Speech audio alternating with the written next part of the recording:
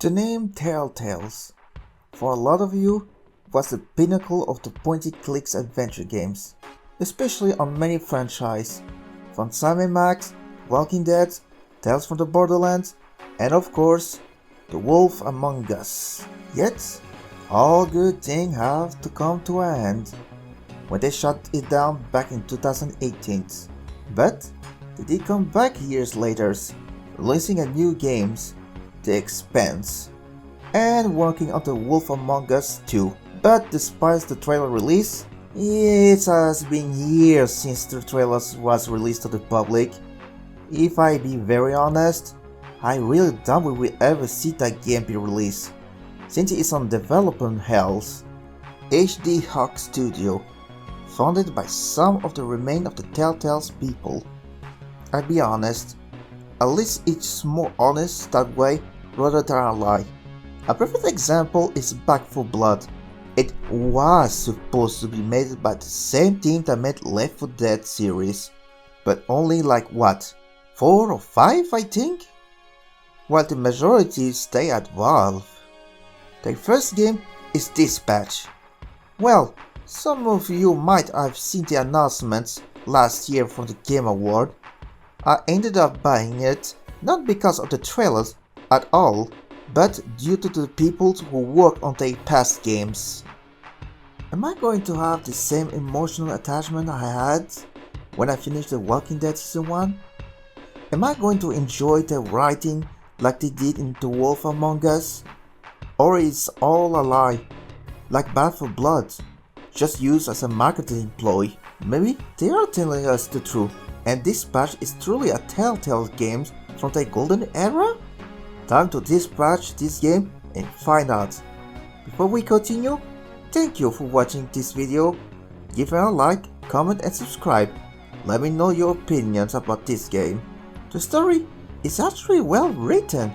It's not your Marvel or DC writing. If I be honest, it's a refreshing take on the superhero genre like...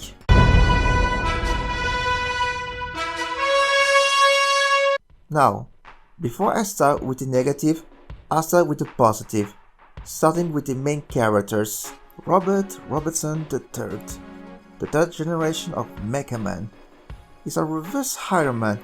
He spent all his fortune to be a superhero for 15 years, causing living in poverty, until he faced Slop and his gang to revenge his father's death, that sadly caused his mech suit and his superhero career, reaching rock bottom and depression.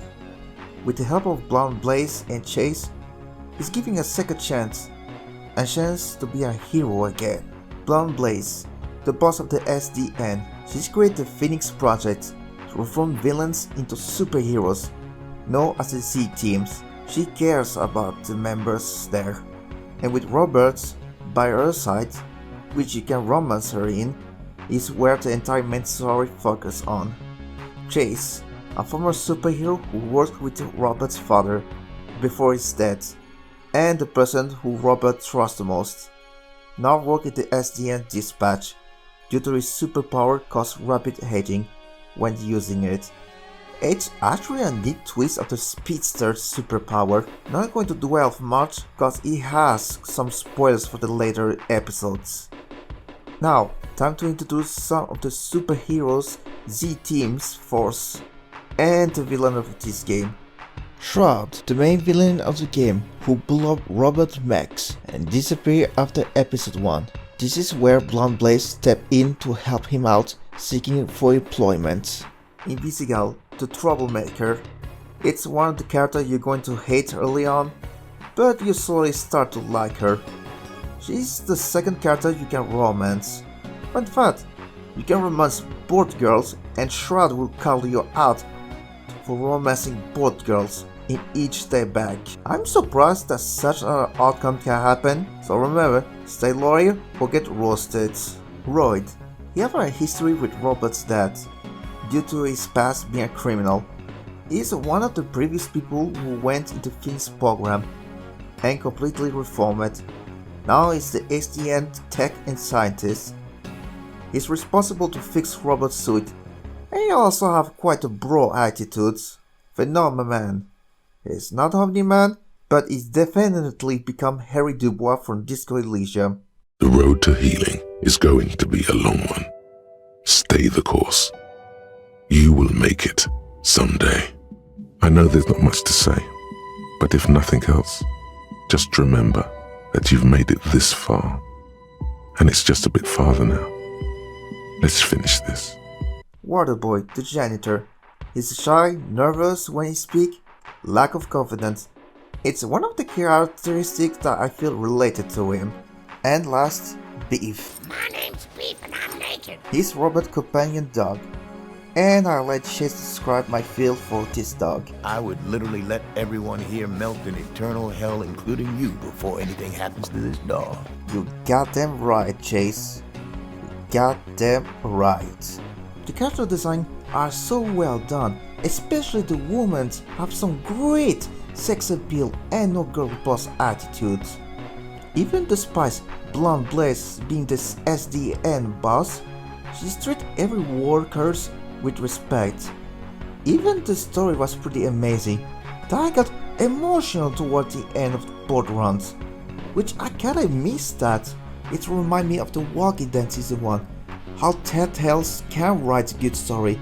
I kinda miss when good story can feel you deep emotion, sadness, angry, joy, which it's pretty rare in today's age stories in video games.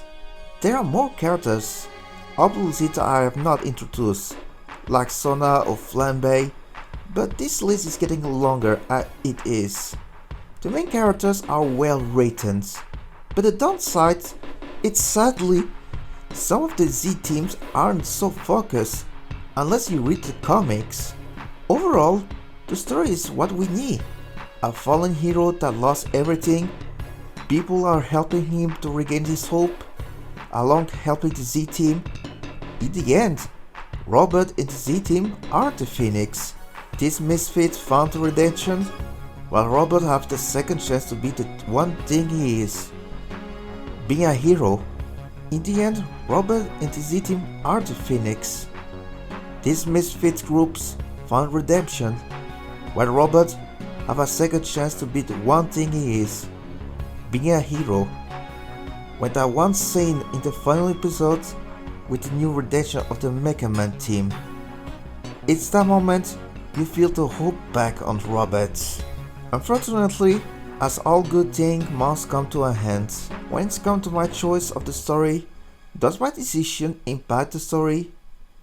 No, I don't believe it doesn't. And this is where I have issue with this type of stories, like any Telltale style of writing. This is what I would like to call it, the curse of the Telltale's writing. Feel bad. Good. Fuck you.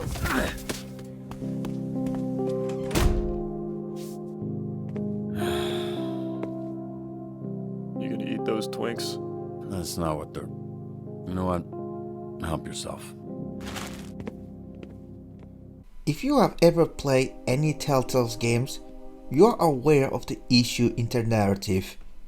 But for the young ones and the older ones who never played any of the Telltale's games, let me explain for all of you. One of the biggest issues in their games writing and story is the decisions. Yes, they start problem with that person will remember this, which in reality, the choices you do are just illusion of choice. Compared to RPG games, perfect example is the Dragon Age Origins. When your decision can impact the world for the better or for the worse, even for your companions. A few months ago, I finished playing Awani Hukta Gator. Even despite I'm not a huge fan of visual novel, and why do I mention this game in jar? Well, I'll try don't play a lot. Some of them do make your decision to have impact the ending you get. Yes, even visual novel. Your choice you do can have a bigger impact on the story and ending, to the point you can have the happy ending or the worst ending in Awani Hukta Gator. Quick disclaimer, I'm going to spoil some events of the Walking Dead seasons, I know this game have been released many years ago. Some of you have played it, others haven't yet.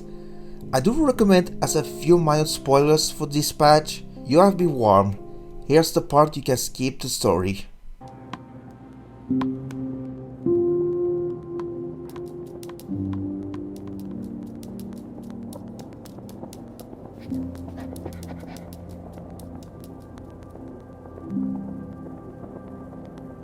While in Telltale's games, sadly, it's one-ending outcome.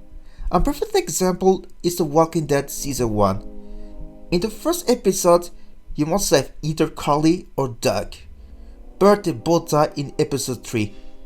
Sure, Carly was antagonized Lily, leading to her death, but Doug is a shield guy, and no reason to be shot at it. There's other situations like this, like those who come to you to save Clementine. Depending on the decision you take during the previous episodes, or if you want or not to cut your bitten arm, which both end up killing Lee in the end. That's my biggest gripe with Telltale's games after The Walking Dead Season 1. No matter what you do or don't do, you don't get a bad ending.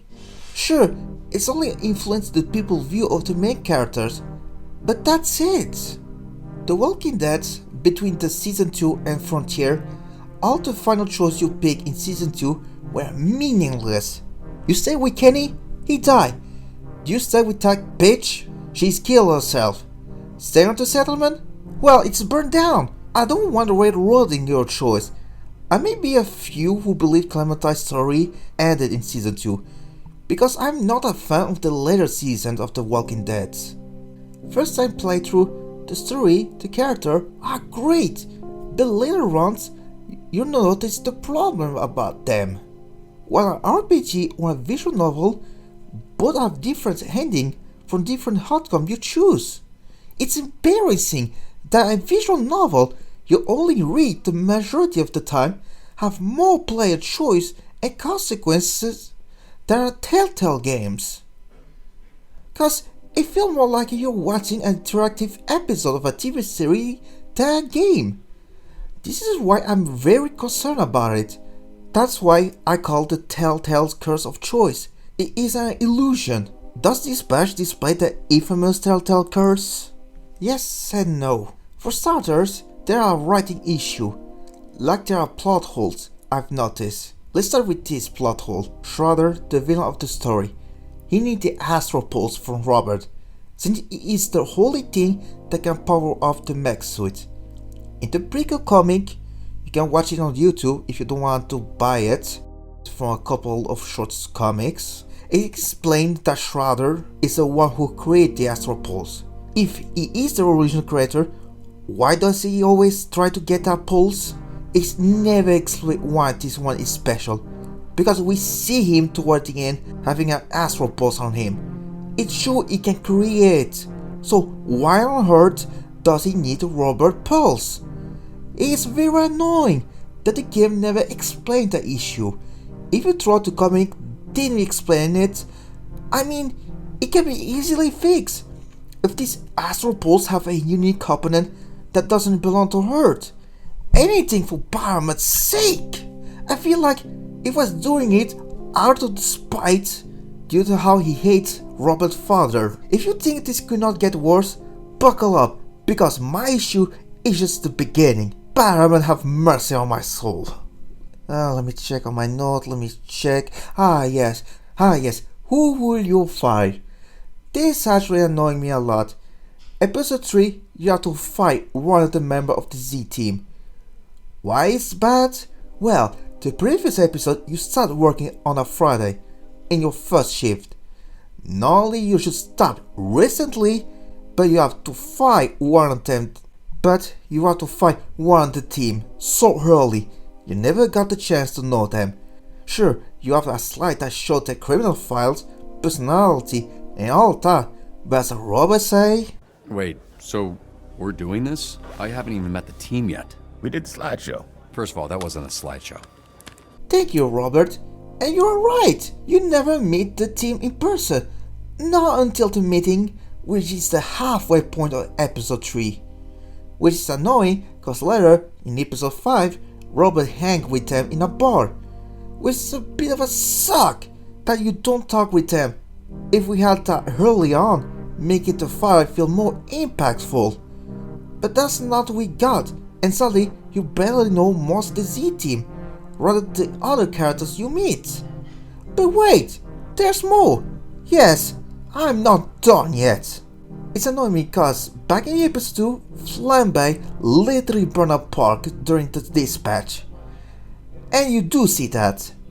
In the next episode, Sona noticed most of his successful cases were, surprise surprise, it's all fire related. If it was an RPG, I could either mention it to blast the issue. If I talked to Sona wondering about the evidence, and since I witnessed Flambe the burning of the park, I'll convince Blast to not fight anyone, since Robert only started, and it should give him time to adjust from the team before any firing should be. That is my issue. You're locked with only 2 options, but you have to fight someone. But wait, oh yeah, there's even more, god damn it. Whoever you fire, they're going to be back again working with the Red Wings gangs. You can't convince them to join and fight against the main antagonist, no matter what the speech you say in early episode or even if you do individual mission requests, it won't convince them. Take the example of Siren from Mass Effect. If you have enough Paragon or Renegade's points, you can convince him that his way is wrong. Not only does he realize his mistake, but he is also allowed to play to bypass one phase of the final boss. I'm quite disappointing. You can't do that. Bring my issue with Telltale's illusion of choice. With that, the final issue I have, the final decision, is a very short one. So it's related to Showdown to Shrouds. You have to make a choice, and one of the outcomes should have punished the player if you choose that option. But no consequence at all. That's why I want them to avoid this situation. Don't be afraid to finish Robert and the Z-Team, and make a new story with a new protagonist and a new team of misfit characters. Despite the issue, one thing that I wasn't expecting is the possibility that Season 2 may have multiple antagonists. Depending on your choice, the final dispatch is one time that, depending on how you perform, will decide the fate of one character outcome. To my surprise, I never knew since point out on the forum. I know I've been too rough, but since they are made by former Telltale's peoples, I must show some tough love. I want them to succeed, but I just don't want them to make the same mistake they make in their writing. Sure did. Citywide. Hang tight, we're booting up the backup generator.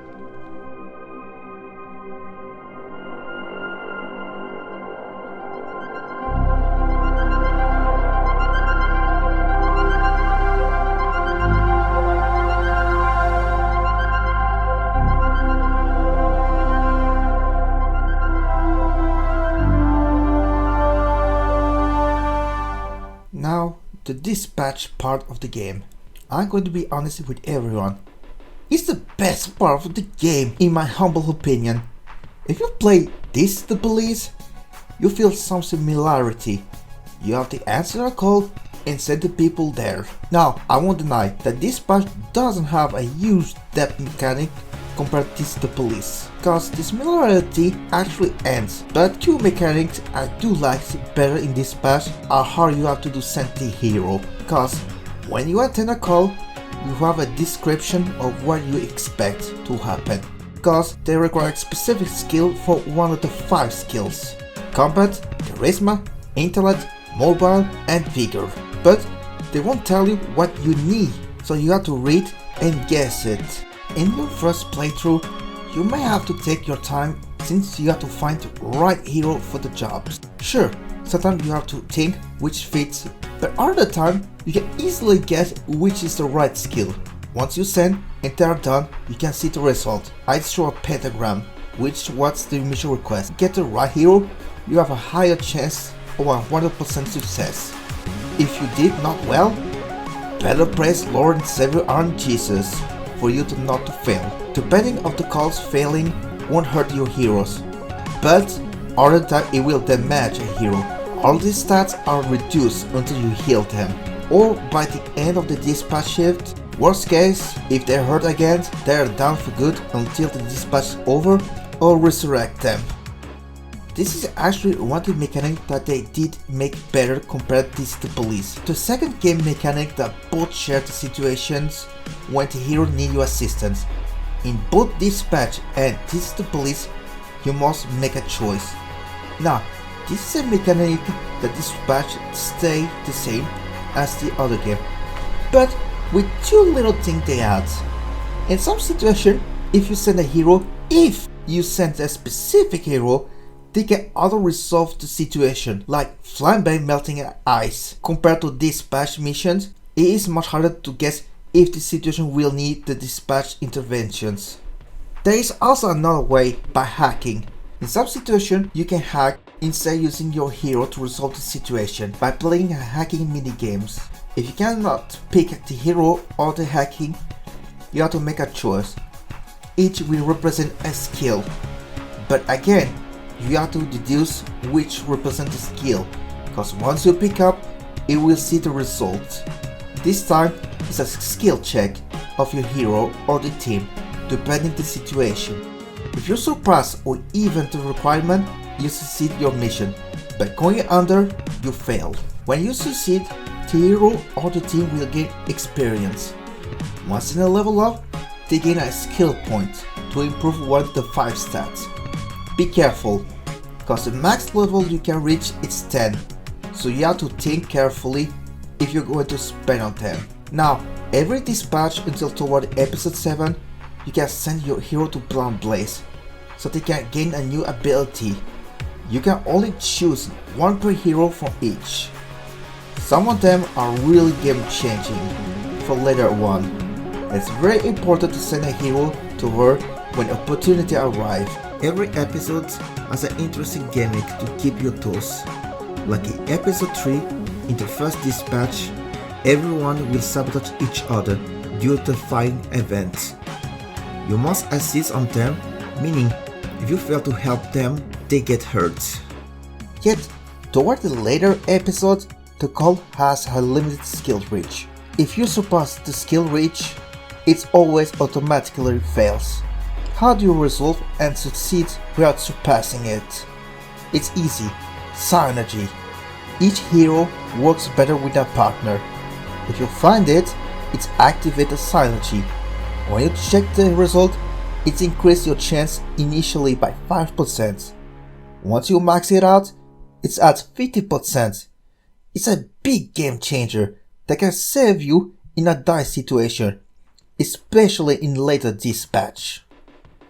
Once your dispatch shift is over, you get the result of your shift. Succeed calls will increase robot experience as a dispatcher, but missing call or fail it, decrease it. Once you reach a rank up, you gain a possibility to give your crew coffee that skip the rest, a first aid kit that heal injured heroes, and the last upgrade is a defibrillators that resurrect a downer hero. Also, a random stat increase for one hero.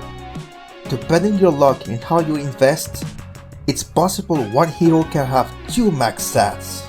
I want more of the dispatch sites, since it's a more game compared to any previous Telltales. I mean, we have to wait years until we get a new season, since this game took 7 years to make. Believe it or not, This is the Police 2 had a turn-based strategy. It was so good that the dev ended up making Rebel Cops as a spin-off focusing more on the turn-based. HG Hawk should make a spin-off focusing on the dispatch part of the game and improve it while working on the sequel. Like be a manager of a SDN branch when different states bring interesting challenge. Like if you choose, let's say, Miami, it's easy to get big hard here, but at the same time the cost here is higher. put something like for each stage for more replayability. Not only that, but each stage have their own type of major villains gang you have to face toward the end.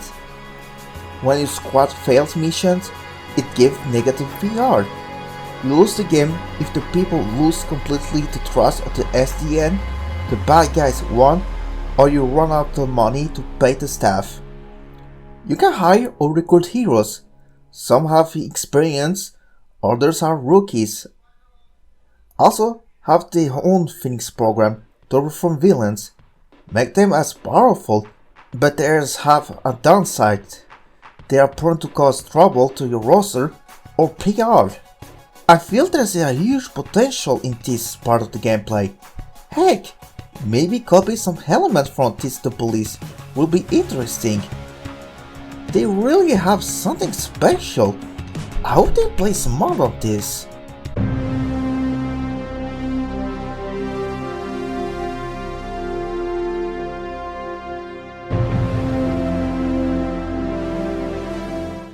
There are a few things left before I can give you my conclusion. The soundtrack of the game is a complete banger. It is a crime that it was not nominated in the soundtrack department for the Game Award. The accessibility, sure, has an option to censor the game, either profanity or nudity. If you do not want to play the quick time events, you can just autoplay them. Which it makes the game feel like watching a TV series rather play a game. Finally, the length of the episodes, cause some of them do feel noticeably short. When I streamed the first episode with a friend of mine and we finished it, we were like, "That's it? That's the last episode? That was just a bunch of cheap walk cycles!" What a rip! sure, some have a longer ledge, but other time they are quite short. When I finished episode 1, I believe it was in the 20-minute mark. I feel a bit robbed sometimes. Heck, not even the previous Telltale's game episodes weren't that short. Overall, I'm not surprised the game isn't in the Game of the Year. I don't believe it is in the same league as Expedition 33 or Silksong. But I do wish they earned the only nomination they got. I love this game. Yes, I was really rough, but I have faith in them. I do believe it can be improved. I hope they follow people's criticism. I know I sound like a broken record, but please do not make the same mistake you folks did back in the Telltale. Do not let history repeat again. It is not every day that people get a second chance. Do I recommend buying the game? Yes, but wait until the game is around 20€ at best. So, is Dispatch the best of the best? As a narrative game, well, it's going to compete amongst the visual novel in the future, but as a strategy game, it's gonna be an interesting take when I revisit this The Police series. Is Dispatch the better version of that game? Well, only time will tell us. This is Volteer signing off, and keep up everyone.